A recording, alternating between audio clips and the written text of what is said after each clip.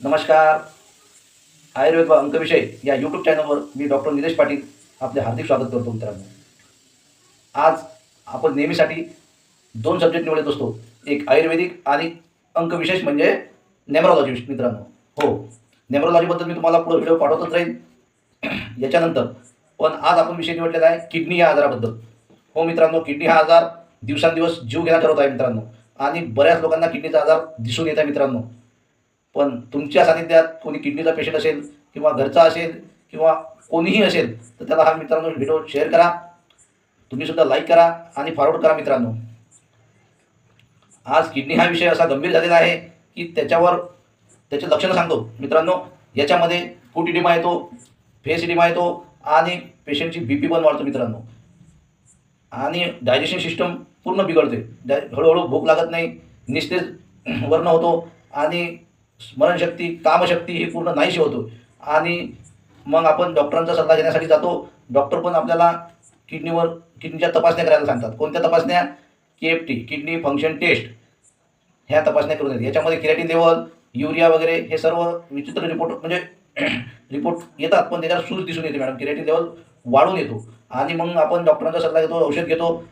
बरेच दिवस अशी ट्रीटमेंट चालू राहिल्यावरसुद्धा तुम्हाला डॉक्टरांचे परत सल्ला येते की सूज अजून जशी आहे तशीच आहे, क्रिएटिन कमी होत नाही आहे. मग डॉक्टर म्हणतात तुम्ही आता शेवटचा सल्ला म्हणून डायलिसिस करा.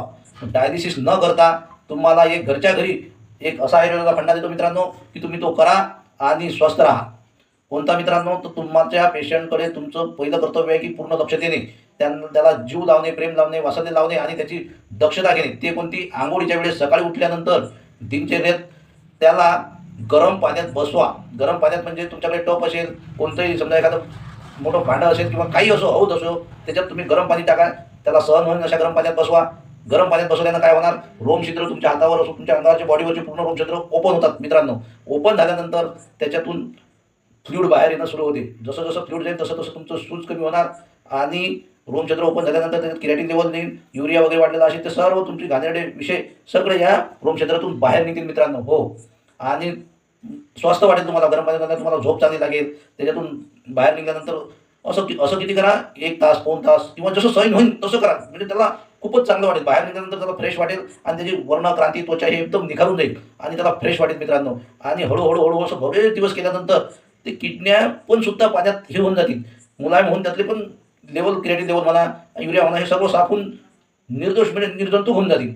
आणि हे सर्व करत असताना पाणी पिण्याची पण सुद्धा काळजी सांगतो मित्रांनो. पाणी पिण्याची काळजी कशी आहे की आता पाण्यामध्ये क्षार झालेले आहेत. धकाधकीच्या जीवनामध्ये आपण कुठेही जातो आणि कुठचंही पाणी पितो.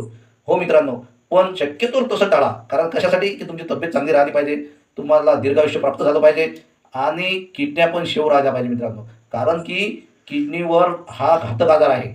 किडनी हे पाण्यानंच खराब होत नाही म्हणा, पण विषय भरपूर असतात. कारण की कोणी शौकपाणी करते, कोणी काही सिगरेट, तंबाखू, बिडी, दारू असे व्यसनाधीश लोकांचं तर काही खरं नाही आहे. पण विषय असा आहे की जो काळजी करीन तो जगेल मित्रांनो.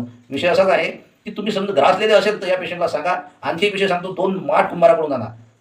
किती आणायचे? 1 नाही आणायचा, 2 आणायचे मित्रांनो. 2 माठ आणल्यानंतर 1 माठ टीपाईवर ठेवा, दुसरा माठ त्या माठावर ठेवा आणि रात्री पाणी गरम करून गाळून त्या वरच्या माठात टाका. वरच्या माठात टाकलेलं पाणी हे सकाळपर्यंत खालच्या माठात पाजरेल, तर्पण होईल आणि त्यातले क्षार निघून जातील आणि खालच्या माठाच्या नळातलं पाणी तुम्ही पिण्यासाठी वापरा.